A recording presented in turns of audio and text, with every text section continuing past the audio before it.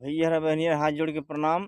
ननद भौजाई हैं घास छोले जात थिन तो भौजैया ननदिया से कुछ बात कहा है। नैहर सोहई ना ननदो बिरन बिना, नैहर सोहई ना ननदो बिरन बिना। चारों ओर केतनो हरा भरा पेड़वा, चारों ओर केतनो हरा भरा पेड़वा, रात रानी महकई बेला चमेलावा। चारों ओर केतनो हरा भरा पेड़वा, रात रानी महकई बेला चमेलावा।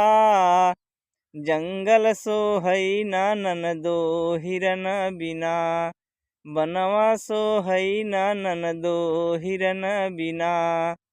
नैहर सोहई ना ननदो बिरन